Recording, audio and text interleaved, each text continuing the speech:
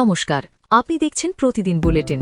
IPL 2024 এখন একেবারে জমে উঠেছে। প্রতিটা ম্যাচেই থাকছে নতুন উত্তেজনা। চলুন প্রথমেই দেখে নেওয়া যাক গতকালের ম্যাচ। এক কথায় বললে এটা ছিল একেবারে হাই ভোল্টেজ থ্রিলার। বোলিংয়ে দুর্দান্ত পারফরম্যান্স, জোফরা আর্চার এবং রবীন্দ্র জাদেজা দুজনেই এমন বল করেছেন যাতে ব্যাটিং লাইন আপ একেবারে ভেঙে পড়ে। মহেন্দ্র সিং ধোনি না থাকায় কি চাপ বেড়েছে? আসলে সমস্যা ছিল ব্যাটিংয়ে। শিবম ডুবে, সরফরাজ খান অযথা আক্রমণ, ভুল সিদ্ধান্ত। তবে ঋতুরাজ গায়কোয়াড়ের মতো তরুণরা ভবিষ্যতের জন্য আশা জাগাচ্ছে।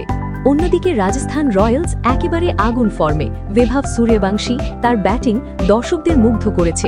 যশস্বী জয়সওয়ালও দারুণ সাপোর্ট দিয়েছে। আর এবার আজকের বড় match, Punjab Kings versus Gujarat Titans.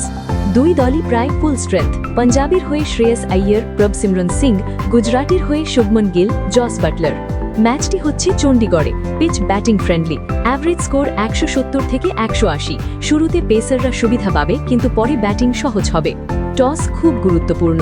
আগে ব্যাট করলে বড় স্কোর দরকার, আর চেজ করলে ডিউ ফ্যাক্টর সাহায্য করবে। হেড টু হেড মোট ম্যাচ 6টি, দুই দলই জিতেছে 3টি করে, মানে আজও সমান লড়াই। কি ব্যাটলস, রাশিদ খান বনাম মার্কাস স্টোয়নিস, শুভমন গিল বনাম যশবেন্দ্র চাহাল। এবার আসি প্রেডিকশনে।